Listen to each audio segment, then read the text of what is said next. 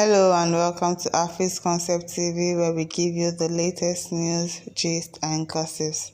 To all our listeners and subscribers, we say thank you for always tuning in to listen to us. And if you are just joining us, we say welcome to Afis Concept TV. Kindly click on the subscribe button to subscribe to our YouTube channel. And do not forget to turn on your notification post to be the first person to get notification when we upload them. And now to the news of today, the headline. I can't conceive for a moment. Mature people calling themselves obedient. Soyinka. And now to the main news. Nobel laureate Professor Wale Soyinka has said he could not conceive for a moment of mature people calling themselves obedient. Soyinka was answering a question posed to him on the issue of power and freedom. He said, those calling themselves obedient have already indicated submissiveness to someone.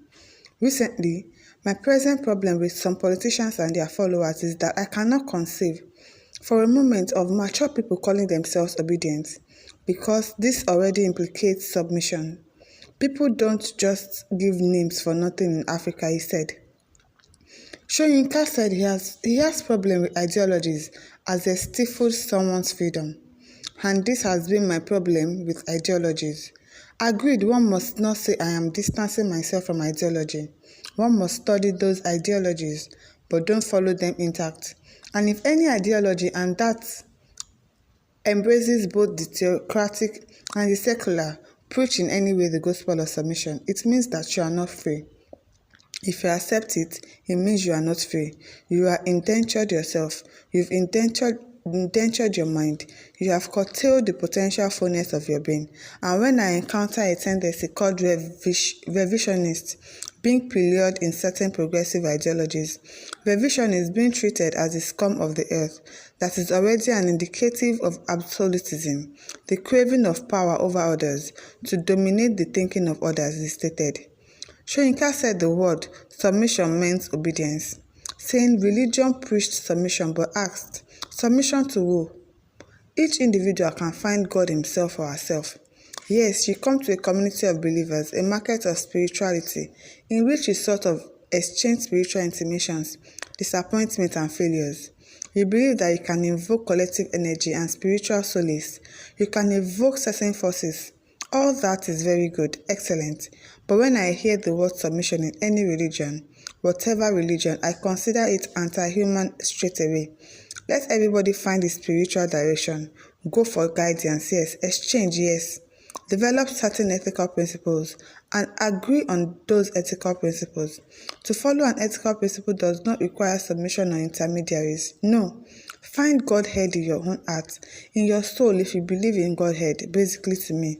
Religions are just metaphors for existence, living, active metaphors for existence. Nothing wrong with them, but they are become anti-human, enemies of humanity, when the idea of submission comes in. He argued that when people submitted themselves, they are submitting themselves to another human being who could not prove in any form that he or she has a closer relationship, a closer and more acute, benevolent understanding of Godhead than they do. And when we have the examples all around, look at the corruption, the abuse in the Roman Catholic Church of young boys, the scandals, the corruption, look at the violence in the Islamic region. Again, enforcing followers and capturing people in the name of a supreme deity, and then you come and talk of submission. I don't want to hear that, no. If I talk like this, people say, oh, he hates our religion. I don't hate your religion, I just hate what you are doing with your religion. You can believe anything you want, but what you do with it, especially about other human beings, interests me a lot, and for me, that is where the battle begins, is stated. But nobody is forcing their religion on Wale Soyinka, so what is he saying? I think old age and the fact that this man brought cultism to Nigeria, he's a cultist, and most cultists too, they always submit to an individual. So what is he saying?